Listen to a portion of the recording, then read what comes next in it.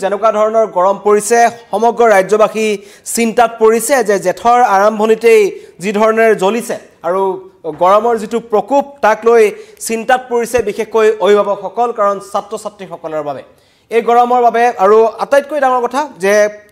বিগত সপ্তাহটোত আমি গোটেই ৰাজ্যখন বানত বুৰ গৈ আছিল আৰু বানৰ পাছত যি ধৰণৰ এতিয়া গৰম পৰিছে এই গৰমত কেতবোৰ অন্য ৰোগৰ প্ৰাদুৰ্ভাৱ দেখা পোৱা যাব তাক লৈ চিন্তিত হৈছে আৰু শিক্ষা বিভাগে এই কাৰণে কেতবোৰ গুৰুত্বপূৰ্ণ নিৰ্দেশনা জাৰি কৰিছে আজিৰ দিনটোত যেনেকুৱা ধৰণৰ গৰম পৰিল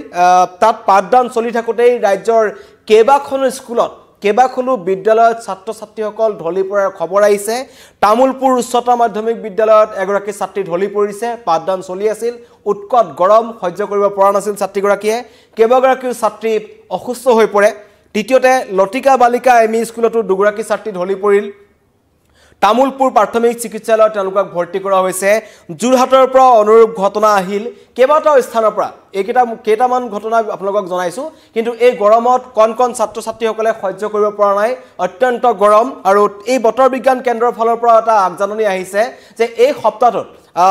প্ৰচণ্ড গৰম অব্যাহত থাকিব হয়তো উষ্ণতা বৃদ্ধিৰ সম্ভাৱনা আছে অত্যাধিক গৰম হ'ব পাৰে সেই কাৰণে কোনো ধৰণৰ বৰষুণৰ সম্ভাৱনা নাই গৰম পৰিব বতৰ বিজ্ঞান কেন্দ্ৰই জাননী জাৰি কৰিছে তেওঁলোকে আগজাননী দিছে ইতিমধ্যে আৰু গৰমৰ মাত্ৰা বৃদ্ধি পাব বুলি জনাইছে তাৰ পিছতেই বৰ্ধিত গৰমৰ প্ৰতি লক্ষ্য ৰাখি ৰাজ্যৰ শিক্ষা বিভাগে ছাত্ৰ-ছাত্ৰীসকলৰ বাবে কেইটামান গুৰুত্বপূৰ্ণ নিৰ্দেশনা দিছে যিকিটা গুৰুত্বপূৰ্ণ নিৰ্দেশনা যদি মানে তেন্তে এনেবোৰ অঘটনৰ পৰা হাত সাৰিব পাৰিব বুলি শিক্ষা বিভাগে ইতিমধ্যে চিন্তা কৰিছে সলনি হ'ব বিদ্যালয়সমূহৰ পাঠদানৰ সময় অত্যন্ত গুৰুত্বপূৰ্ণ আছিল যিখিনি সময়ত ছাত্ৰ-ছাত্ৰীসকল স্কুললৈ যায় সেই সময়খিনিত ইতিমধ্যে ৰ'দ ওলায় গতিকেলৈ শিক্ষা বিভাগে এটা কথাই চিন্তা কৰিছে যে প্ৰাথমিক বিদ্যালয়সমূহৰ সময় পুৱা 7:30 বজাৰ পৰা 11:30 বজালৈ কণ ছাত্ৰ-ছাত্ৰীসকল থাকে প্ৰাথমিক বিদ্যালয়ত পঢ়াসকলৰ বাবে পুৱা 7:30 বজাৰ পৰা পাঠদান আৰম্ভ হ'ব লাগে বুলি ইতিমধ্যে শিক্ষা বিভাগে জাননী জাৰি কৰিছে আৰু প্ৰত্যেকখন জিলা আয়ুক্তলৈ তেওঁলোকে এই ধৰণৰ নিৰ্দেশনা পঠাই দিছে যাতে কোনো কাৰণত যেনেকুৱা ধৰণৰ ঘটনা সংঘটিত হ'ল আজিৰ দিনটোত হঠাৎ গৰম পৰিছে কোনো ধৰণৰ নিৰ্দেশনা নাছিল পূৰ্বৰ সময়মতেই পাঠদান চলি আছিল কিন্তু দুপৰীয়া ভাগলৈকে গৰমটো যথেষ্ট বেছি হৈ যোৱাত ছাত্ৰ-ছাত্ৰীসকল অচেতন হৈ পৰিছে কেইবাগৰাকী ছাত্ৰ-ছাত্ৰী ঢলি পৰিছে সেইকাৰণে প্ৰাথমিক বিদ্যালয়সমূহৰ সময় পুৱা 7:30 বজাৰ পৰা 11:30 বজালৈ মানে 12 বজাত গৈ ছাত্ৰ-ছাত্ৰীসকল যাতে কণ ছাত্ৰ-ছাত্ৰীসকল যাতে গৈ ঘৰ সোমাব পাৰে তাৰ কাৰণে ব্যৱস্থা গ্ৰহণ কৰা হৈছে বিশেষকৈ এইসকল একেবাৰে কম বয়সীয়া যিসকল আছে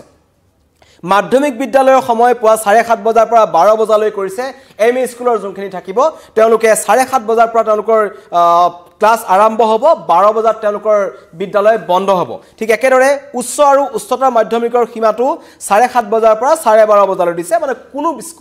কোনো বিদ্যালয় যিকোনো পৰ্যায়লৈকে বিদ্যালয়সমূহ 12:30 বজাৰ ভিতৰত বন্ধ কৰিব লাগে বুলি দিছে ইতিমধ্যে শিক্ষা বিভাগৰ নিৰ্দেশনা মানি মৰিগাঁও চৰাইদেউ কাছাৰৰ লগতে ৰাজ্যৰ আন জিলাতো সলনি কৰা হৈছে পাঠদানৰ সময়সূচী মই ইতিমধ্যে কৈছো কণ যিসকল ছাত্ৰ-ছাত্ৰী আছে তেওঁলোকৰ কাৰণে এই প্ৰচণ্ড গৰম সহ্য কৰাটো কৰবাত নহয় কৰবাত ভয়ংকৰ হৈ পৰিছে আৰু আজি যি গৰমৰ কথা কৈছো মঙলবাৰৰ দিনটোত কামৰূপ মহানগৰকে ধৰি ৰাজ্যৰ কেইবাখনো জিলাত সৰ্বোচ্চ তাপমাত্ৰা 37 ডিগ্ৰী সেলসিয়াছ চুইছেগৈ যদিও অনুভৱ হৈছে 40 ডিগ্ৰী উষ্ণতা এইটো এটা ভয়ংকৰ কথা 40 ডিগ্ৰী উষ্ণতাত ছাত্ৰ-ছাত্ৰীসকলে কেনেকৈ পঢ়িব কেনেকৈ তেওঁলোকক পাঠদান কৰাব সেইটো এটা ভয়ংকৰ কথা অসহ্য গৰমৰ বাবে জুৰহাটতো বিদ্যালয়ত ঢলি পৰিল বহু কেইগৰাকী ছাত্ৰী আৰু বৃদ্ধি পোৱা উষ্ণতাৰ প্ৰতি লক্ষ্য ৰাখি জুৰহাট জিলাৰ সকলো চৰকাৰী প্ৰাদেশিকৃত ব্যক্তিগত খণ্ডৰ শিক্ষানুষ্ঠানলৈ নিৰ্দেশনা জাৰি কৰিছে বিদ্যালয় কৰ্তৃপক্ষৰ ফালৰ পৰা জিলা প্ৰশাসনৰ ফালৰ পৰা আৰু বিদ্যালয়ৰ ৰাতিপুৱাৰ যি সভা হয় প্ৰাৰ্থনা সভা হয় বা অন্য যিসমূহ সভা হয় সেইসমূহ ফিল্ডৰ পৰিৱৰ্তে প্ৰেক্ষাগৃহ বা শ্ৰেণীকোঠাত অনুষ্ঠিত কৰিব লাগিব বুলি ইতিমধ্যে শিক্ষা বিভাগে নিৰ্দেশনা জাৰি কৰিছে শ্ৰেণীকোঠাত বহাৰ ক্ষেত্ৰত বিশেষকৈ চৰকাৰী বিদ্যালয়সমূহৰ কথা ক'ব লাগিব কেতবোৰ সুবিধা নাথাকে আমি যিমান দূৰ দেখিছো আন্তঃগাঁথনিৰ অভাৱ আছে চৰকাৰী বিদ্যালয়সমূহত তাত এখন বেঞ্চত 3 গৰাকীকৈহে ছাত্ৰ-ছাত্ৰী বা শিক্ষাৰ্থী বহিব পাৰিব কোনো কাৰণত থেপাথেপিকৈ 4 গৰাকী শিক্ষাৰ্থী তাত বহাব নোৱাৰিব এটো শিক্ষা বিভাগৰ ফালৰ পৰা নিৰ্দেশনা জাৰি কৰা হৈছে লগতে শ্ৰেণীকোঠাৰ সন্মুখত বিশুদ্ধ খোৱা পানীৰ ব্যৱস্থা থাকিব লাগিব বিচাৰিলে যাতে ছাত্ৰ-ছাত্ৰীয়ে পায় আমি সৰকাৰি বিদ্যালয়সমূহত এটা বস্তু দেখিছো শিক্ষাৰ্থী বা ছাত্ৰ ছাত্ৰীসকলে যেতিয়া পানী খাবলৈ বিচাৰে তেওঁলোকে সেই দমকলটোৰ কাষলৈ দৌৰ মাৰিব লগা হয় আৰু তাত কোনো ধৰণৰ গ্লাছৰ ব্যৱস্থা নাথাকে অস্বাস্থ্যকৰ পৰিৱেশত তেওঁলোকে খাব লগা হয় তেনেকুৱা ধৰণে তেওঁলোকে বিশুদ্ধ খোৱা পানী কথা নকওঁ কাৰণ টিউবৱেলৰ পানী তেওঁলোকে খাব লগা হয় বিভিন্ন ধৰণৰ তাত প্ৰশ্ন থাকিব কিন্তু এই দিনকেইটাত যিকেইটা দিনত গৰম পৰিছে এই দিনকেইটাত অন্ততঃ শ্ৰেণীকোঠাৰ সন্মুখত যাতে বিদ্যালয় কৰ্তৃপক্ষই ফিল্টাৰ নতুবা কলহৰ ব্যৱস্থা কৰে যাতে ছাত্ৰ ছাত্ৰীসকলে বিচাৰিলেই সেই পানী খাব পাৰে এই কথা কিন্তু কোৱা হৈছে শিক্ষা বিভাগৰ ফালৰ পৰা নিৰ্দেশনা জাৰি কৰা হৈছে কোন বিদ্যালয়ে মানে কোন বিদ্যালয়ে নামানে সেইটো পিছৰ কথা কিন্তু শিক্ষা বিভাগৰ ফালৰ পৰা নিৰ্দেশনা জাৰি কৰা হৈছে শ্ৰেণীকোঠাৰ বৈদ্যুতিক ফেন কাৰ্যক্ষম হ'ব লাগিব প্ৰত্যেকটো কোঠাতেই 2খন বা 3খনকৈ ফেন কাৰ্যক্ষম হ'ব লাগিব যেটো আমি সচৰাচৰ হোৱা নেদেখো চৰকাৰী বিদ্যালয়সমূহৰ ক্ষেত্ৰত কাৰণ মই ইতিমধ্যে কৈছো আন্তঃগাঁথনিৰ অভাৱ আছে চৰকাৰী বিদ্যালয়সমূহত ফেনবোৰ ভঙা থাকে একাংশ ছাত্ৰ ছাত্ৰীয়ে ভাঙে একাংশ বিদ্যালয় কৰ্তৃপক্ষ নিৰ্মাণ কৰি নিদিয়ে কিন্তু এতিয়া এই গৰমত যি পৰিস্থিতি সৃষ্টি হৈছে এনেকুৱা যদি অৱস্থা থাকে যদি শ্ৰেণীকোঠাত ফেনৰ ব্যৱস্থা নাথাকে পৰ্যাপ্ত ফেনৰ ব্যৱস্থা যদি নাথাকে তেন্তে ছাত্ৰ ছাত্ৰী অসুস্থ হোৱাৰ সম্ভাৱনা আছে তাৰ কাৰণে কোৱা হৈছে প্ৰত্যেকটো কোঠাত 1 2খন বা 3খনকৈ ফেন কাৰ্যক্ষম হৈ থাকিব লাগিব লগতে ছাত্ৰ ছাত্ৰীসকলে ইউনিফৰ্মত যি ব্যৱহাৰ কৰিব লাগে ব্লেজাৰ কোট বা টাই সেইবোৰ এইকেইটা দিনত নিপিন্ধিলেও হ'ব এই কথা শিক্ষা বিভাগৰ ফালৰ পৰা নিৰ্দেশনা জাৰি কৰা হৈছে প্ৰত্যেকখন বিদ্যালয়তে কিছুমান ড্ৰেছ কোড থাকে সেইবোৰ তেওঁলোকে মেইনটেইন কৰিব লাগে বিশেষকৈ ব্যক্তিগত খণ্ডৰ বিদ্যালয়সমূহৰ ক্ষেত্ৰত কৈছো তেওঁলোকৰ ব্লেজাৰ পিন্ধিব লাগে কোট পিন্ধিব লাগে টাই মাৰিব লাগে এই গৰমৰ দিনকেইটাত সেইখিনিৰ পৰা তেওঁলোকক মুকলি কৰা হৈছে বা সকাহ দিয়া হৈছে শিক্ষা বিভাগৰ ফালৰ পৰা কোৱা হৈছে বিদ্যালয় কৰ্তৃপক্ষই তেওঁলোকক জোৰ কৰিব নোৱাৰিব লগতে জোতা পিন্ধি যদি অস্বস্তি অনুভৱ কৰে তেন্তে এইকেইটা দিনত ছাত্ৰ ছাত্ৰীসকলক চেণ্ডেল পিন্ধি আহিবলৈ বিদ্যালয়লৈ দিব লাগিব এইবোৰ কেতবোৰ নিৰ্দেশনা জাৰি কৰা হৈছে কিন্তু কিমান মানে হেতু পিছৰ পৰ্যায়ত দেখা যাব কিন্তু জোতা পিন্ধি অস্বস্তি অনুভৱ কৰিলে চেণ্ডেল পিন্ধিব পাৰিব এইকেইটা কথা কোৱা হৈছে আগন্তুক 3-4টা দিনত গৰমৰ মাত্ৰা বৃদ্ধি পাব বতৰ বিজ্ঞান কেন্দ্ৰই জনাইছে ইতিমধ্যে কলো যিসকলে নতুনকৈ লাইভটো জড়িত হৈছে আপোনালোকক জনাব বিচাৰিছো যি প্ৰচণ্ড গৰমে সমগ্ৰ ৰাজ্যবাসীক দহিছে বিশেষকৈ যিসকল প্ৰাপ্তবয়স্ক লোক আছে আমাৰ দৰে বা চাকৰি কৰে অন্য লোকসকলো কোনো দিনৰ ভাগত দোকান পোহাৰ কম খোলা দেখা গৈছে কাৰণ প্ৰচণ্ড গৰমে সমগ্ৰ ৰাজ্যবাসীক দহিছে আৰু তাৰ মাজতে আটাইতকৈ ভয়ংকৰ কথা কাৰণ বান পৰিস্থিতিৰ পিছত যেতিয়া এনেকুৱা গৰম পৰে তেন্তে বিভিন্ন ধৰণৰ ৰোগৰ প্ৰাদুৰ্ভাৱ দেখা পোৱা যায় মেলেৰিয়া হওক কলেৰা হওক বিভিন্ন ধৰণৰ ৰোগ দেখা পোৱা যায় যক্ষ্মালকে ৰোগ দেখা পোৱা যায় কাৰণ পানীৰ পৰাই এই ৰোগসমূহ আহে কিন্তু এতিয়া চৰকাৰী বিদ্যালয়সমূহ যিবোৰ আছে আমাৰ শিক্ষা বিভাগে যিমানেই নকওক কিয় চৰকাৰী বিদ্যালয়সমূহৰ আন্তঃগাঁথনিৰ ক্ষেত্ৰত যদি ক'বলৈ যাওঁ বিভিন্ন ধৰণৰ কিন্তু কম পোৱা যায় এনে পৰিস্থিতিত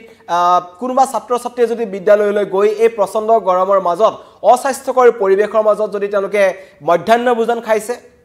তেওঁলোকে যদি লেটেৰা পানী সেৱন কৰিব লগা হৈছে তেনে পৰিস্থিতিলৈ কিন্তু পৰিস্থিতি অধিক ভয়ংকৰ হ'ব কাৰণ আজিৰ দিনটোতে মঙ্গলবাৰ দিনটোতে মই ইতিমধ্যে কৈছো তামুলপুৰ উচ্চতৰ মাধ্যমিক বিদ্যালয়ত এগৰাকী ছাত্ৰী ঢলি পৰিল লটিবাৰী বালিকা এমই স্কুলত দুগৰাকী ছাত্ৰী ধৰি পৰিলে তেওঁলোকক তামুলপুৰ প্ৰাথমিক বিদ্যালয়ত ভৰ্তি কৰাব লগা হ'ল যোৰহাটৰ পৰা তেনেকুৱা ধৰণৰ খবৰ আহিছে মৰিগাঁৱৰ পৰা তেনেকুৱা ধৰণৰ খবৰ আহিছে অন্য বিভিন্ন প্ৰান্তৰ পৰা ছাত্ৰ ছাত্ৰীসকল ঢলি পৰা খবৰ আহিছে তালৈ লক্ষ্য ৰাখি শিক্ষা বিভাগে ৰনোজ পেগুৱে প্ৰত্যেকখন জিলাৰ আয়ুক্তলৈ প্ৰশাসনলৈ এখন নিৰ্দেশনা জাৰি কৰিছে য'ত কোৱা হৈছে যদিহে গৰম বেছি পৰে আগন্তুক সপ্তাহটোত যদি আহিবলগীয়া সপ্তাহটোত যদি গৰম বেছি পৰে তালৈ লক্ষ্য ৰাখি ইতিমধ্যে সময়সীমা বান্ধি দিছে এলপি স্কুল প্ৰাথমিক বিদ্যালয়ৰ সময়সীমা পুনৰ কৈছো আপোনালোকৰ কাৰণে 7:30 বজাৰ পৰা 11:30 বজালৈ পাঠদান হ'ব তাৰ পিছত ছুটি দিব লাগিব এলপি স্কুলৰ ছাত্ৰ ছাত্ৰীসকলক 7:30 বজাৰ পৰা 11:30 বজালৈ এমই স্কুলসকলক 7:30 বজাৰ পৰা 12 বজালৈ হায়াৰ সেকেন্ডাৰী যিবোৰ উচ্চতৰ মাধ্যমিক আছে হাই স্কুলসমূহ আছে সেইসমূহ 7:30 বজাৰ পৰা তেওঁলোকৰ পাঠদান আৰম্ভ হ'ব 12:30 বজাত শেষ হৈ যাব কোনো স্কুল 12:30 বজাৰ পিছলৈকে খোলা থাকিব নালাগে আৰু হেতু কেৱল চৰকাৰী নহয় চৰকাৰী ব্যক্তিগত খণ্ডৰ বিদ্যালয়লৈ সেই নিৰ্দেশনা জাৰি কৰা হৈছে সকলোৱে নিৰ্দেশনা মানিব লাগিব আৰু অভিভাৱকসকল আপোনালোক এইটো ক্ষেত্ৰত নজৰ ৰাখিব লাগিব কাৰণ বিশেষকৈ ব্যক্তিগত কেন্দ্ৰৰ ক্ষেত্ৰত যিসকল আপোনালোকৰ ছাত্ৰ ছাত্ৰী ব্যক্তিগত স্কুলত পঢ়ি আছে জোৰ জবস্তি তেওঁলোকক ব্লেজাৰ টাই কোট আৰু জোতা পিন্ধিবলৈ বিদ্যালয় কৰ্তৃপক্ষই হেঁচা প্ৰয়োগ কৰিব নোৱাৰে এইকেইটা দিনত আৰু ঠিক একেদৰে চৰকাৰী বিদ্যালয়সমূহৰ যিসকল অভিভাৱক আছে যিসকল ছাত্ৰ ছাত্ৰীয়ে পঢ়ে তেওঁলোকে এটা কথা মনত ৰাখক যাতে পৰ্যাপ্ত পৰিমাণৰ বিশুদ্ধ খোৱা পানী তেওঁলোকৰ শ্ৰেণীকোঠাৰ সন্মুখত ৰাখিছে নে নাই বা তেওঁলোকক যিটো শ্ৰেণীকোঠাত আপোনাৰ সন্তানে পাঠদান কৰিব কাইলৈ স্কুললৈ যাব সেই শ্ৰেণীকোঠাটোত পৰ্যাপ্ত পৰিমাণৰ ফেন আছে নে নাই অন্যথা অসুস্থ হৈ পৰিব পাৰে আপোনালোকৰ সন্তান আৰু ছাত্ৰ ছাত্ৰীসকল যাৰ কাৰণে শিক্ষা বিভাগে ইতিমধ্যে নিৰ্দেশনা জাৰি কৰিছে কিন্তু বিদ্যালয়সমূহৰ কিছুমান আমি দেখা পোৱা যাওঁ বিদ্যালয় কৰ্তৃপক্ষৰ হেমাহি এনেকুৱা ধৰণৰ কথা আহে সেই হেমাহি যাতে নহয় তাৰ ওপৰত আমাৰ অভিভাৱকসকলে চকু ৰাখক আৰু এই নিৰ্দেশনা ইতিমধ্যে যোৰহাট মৰিগাঁও চৰাইদেউ কাছাৰ লগতে আন জিলাত ইতিমধ্যে সলনি কৰা হৈছে আশা কৰা হৈছে কালিৰ দিনটোৰ ভিতৰত অন্য জিলাসমূহতো এই নীতি নিৰ্দেশনাসমূহ মানি চলিব কাৰণ প্ৰচণ্ড গৰমৰ কাৰণে ছাত্ৰ ছাত্ৰীসকলৰ অসুবিধা হৈছে আৰু পুৱাৰ ভাগৰ যি প্ৰাতঃ সভা বা প্ৰাৰ্থনা সভা তেওঁলোকৰ থাকে সেইসমূহ তেওঁলোকৰ শ্ৰেণীকোঠাত তেওঁলোকে কৰিব লাগিব চৰকাৰী বিদ্যালয়সমূহে যিদৰে পূৰ্বতে ফিল্ডত তেওঁলোকে কৰিছিল প্ৰচণ্ড গৰমৰ মাজত কৰিছিল সেইসমূহ এতিয়া শ্ৰেণীকোঠাত কৰিব লাগিব আৰু অন্যান্য যদি কিবা কাৰ্যসূচী আছে যেনেকৈ ধৰণৰ লেজাৰ বা অন্য ধৰণৰ হাতৰ কামৰ